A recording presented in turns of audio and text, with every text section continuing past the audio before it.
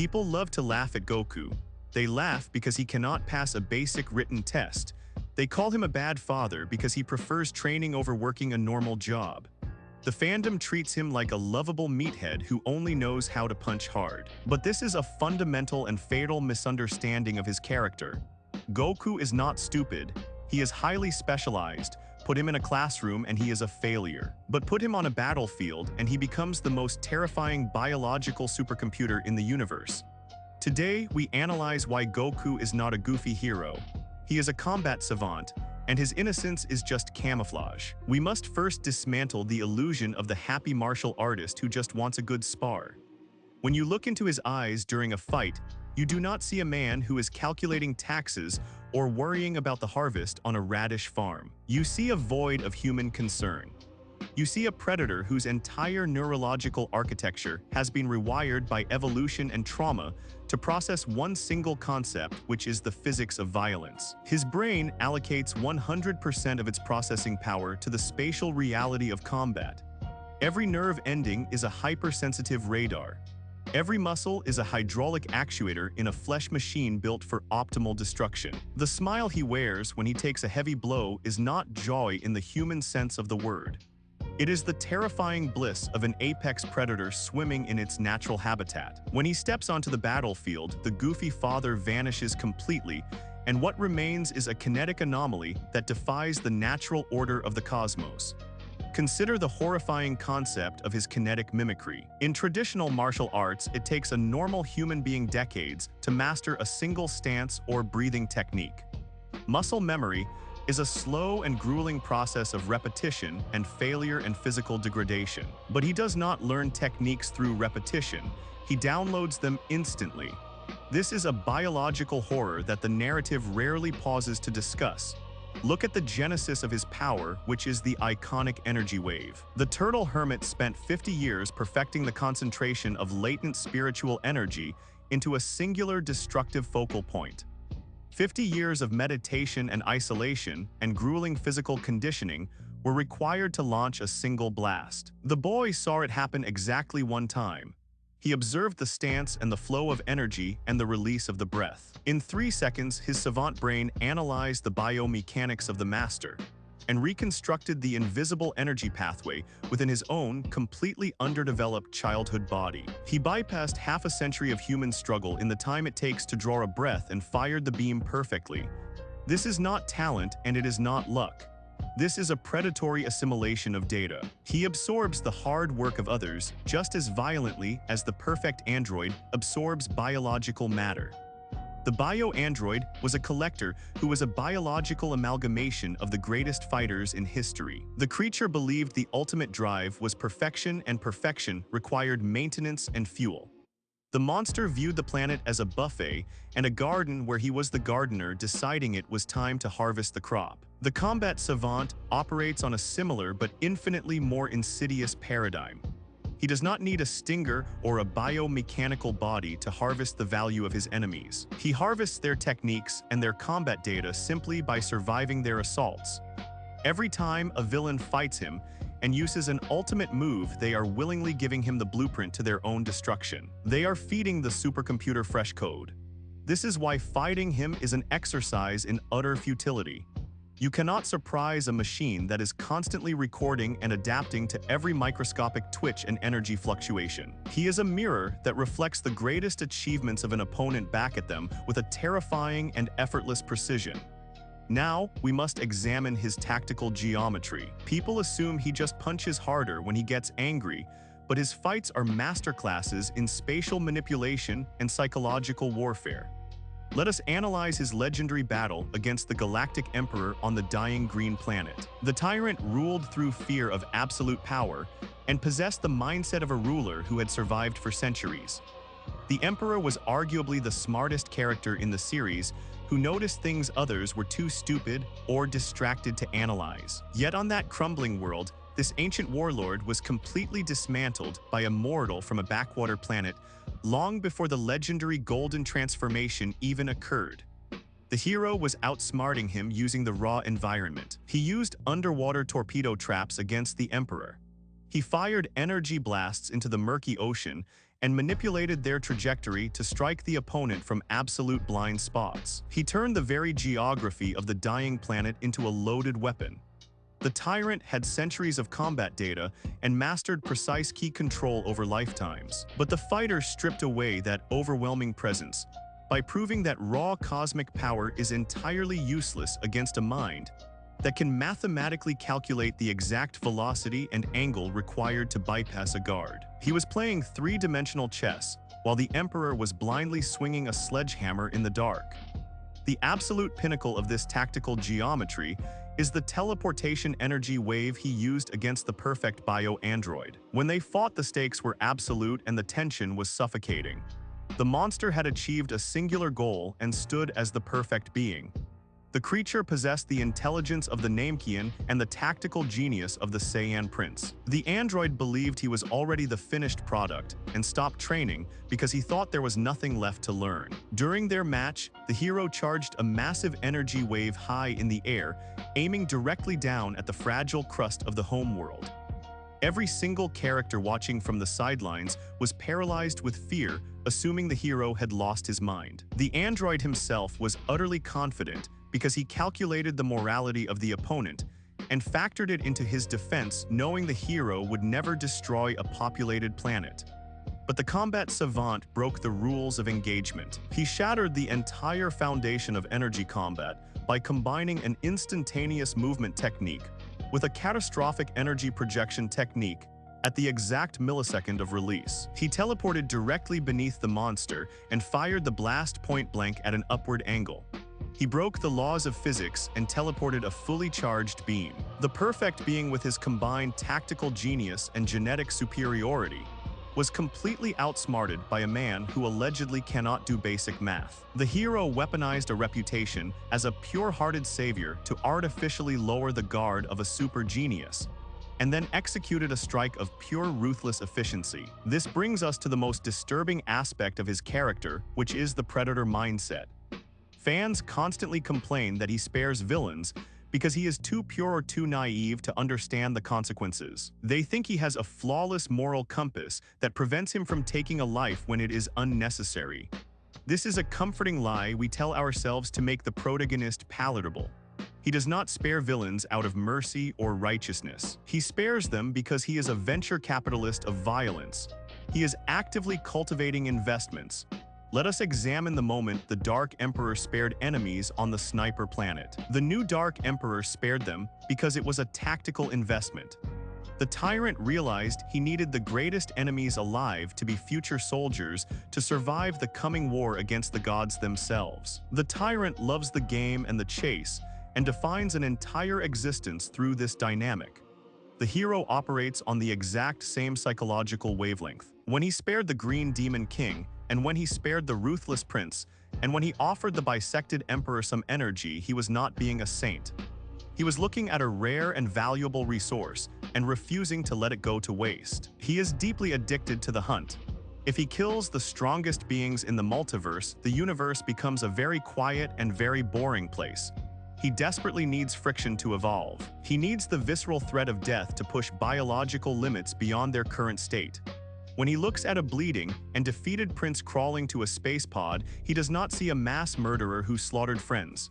He sees a training partner. He sees a living, breathing milestone that he can use to measure personal progress in the years to come. This represents a sociopathic level of detachment from reality. He is entirely willing to risk the safety of a family and a planet just to ensure that the game continues. By sparing foes, he ensures that they will come back stronger, and he will get to have the sheer fun of breaking them again. The innocence is merely a byproduct of a singular obsessive focus. He is not malicious, but he is profoundly selfish. The hunger for combat overrides every other human emotion and ethical consideration. Imagine the absolute horror of fighting this entity from the perspective of a villain. You are a cosmic conqueror who has spent an entire agonizing life amassing power. You have slaughtered billions and subjugated entire galaxies to build an empire. You arrive on a worthless dirt planet, and you are confronted by a man who speaks to you like a curious child. You mock him and you hit him with a blow that could shatter a small moon, and he just smiles at you. He stands back up and wipes the blood from his mouth, and his eyes light up with a sick and twisted joy. You realize in that chilling moment that you are not fighting a noble defender of justice. You are fighting a biological black hole. Every single time you strike him, he learns the rhythm. Every time you push him to the brink, he adapts and mutates. You are not wearing him down with attacks. You are calibrating him. You are actively sharpening the blade that is eventually going to decapitate you. The longer the fight goes on, the more mathematically inevitable your defeat becomes. He slowly strips away pride and technique until you are left swinging wildly in the dark, praying for an end to the humiliation. The gods themselves are beginning to realize this terrifying reality. The purple cat of destruction awoke from a deep slumber, searching for a mythical rival.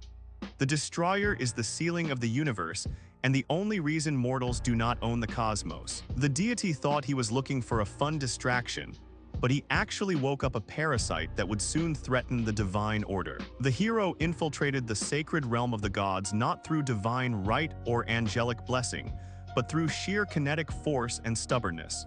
He learned to sense the hidden energy of the deities. He absorbed the divine energy into a base biological form. He looked at the ultimate automatic movement technique, which is the technique of the angels themselves, and he simply decided to take it for himself. By using the technique of the angels, he is becoming a servant of the system. But in reality, he is subverting that very system from the inside out. He is a mortal who is stealing the sacred fire from the heavens simply because he wants to see how hot it burns. He does not care about the cosmic hierarchy or maintaining balance. He does not care about the grand design of the highest authorities in the multiverse. He just wants to punch them in the face and measure the reaction. We must also talk about the legendary mutant and the concept of absolute raw, unbridled power. The Dark Emperor has spies everywhere and knows the universe is filling up with monsters. By sparing rivals, the tyrant keeps the power balance in flux and keeps everyone fighting each other. But the hero actively embraces this chaotic flux instead of trying to control it.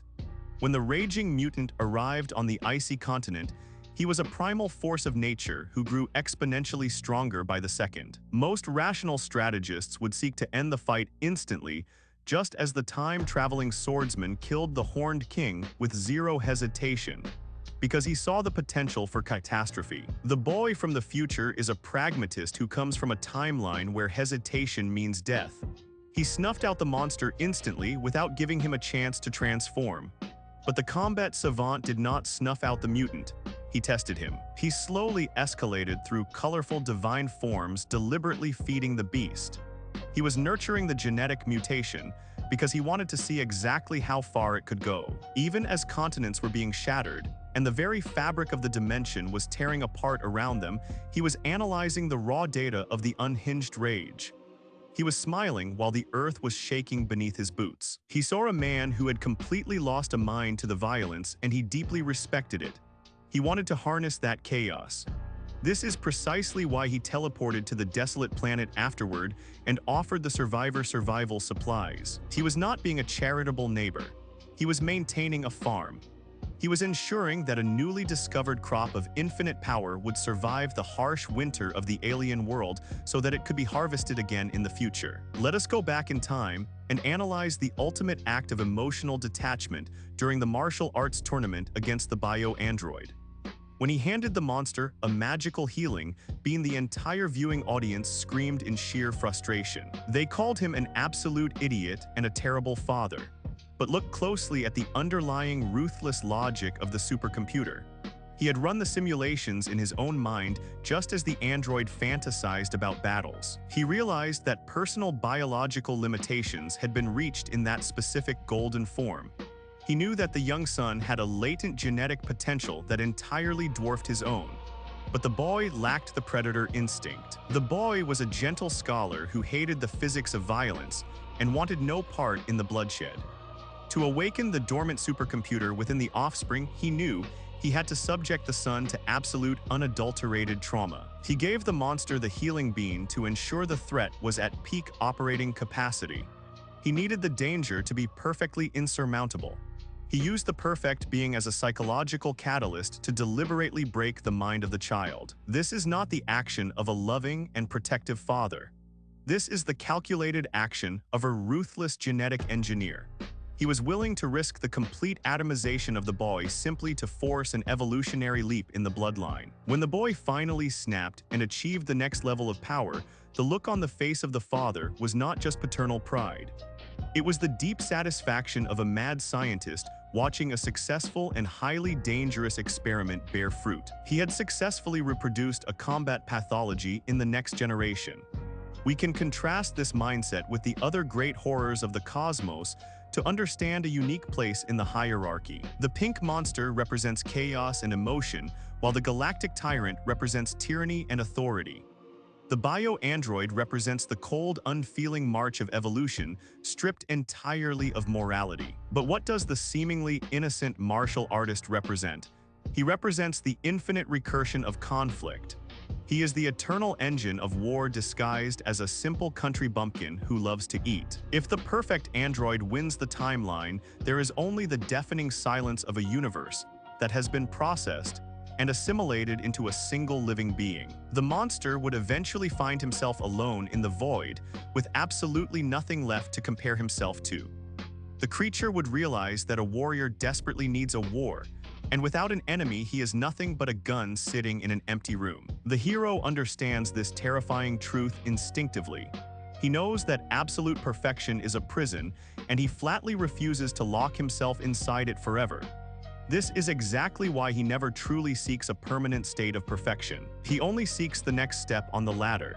He seeks the endless journey of improvement.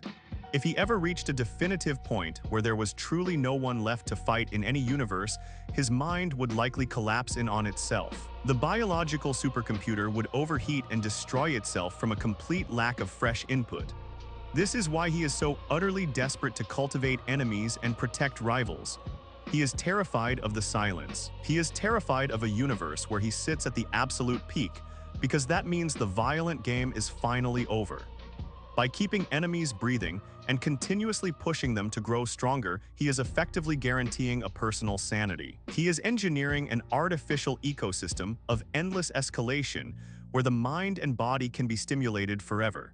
We must stop viewing him through the soft lens of traditional heroism. The alien from a destroyed world fights because he loves humanity, and the masked vigilante fights because of unresolved childhood trauma.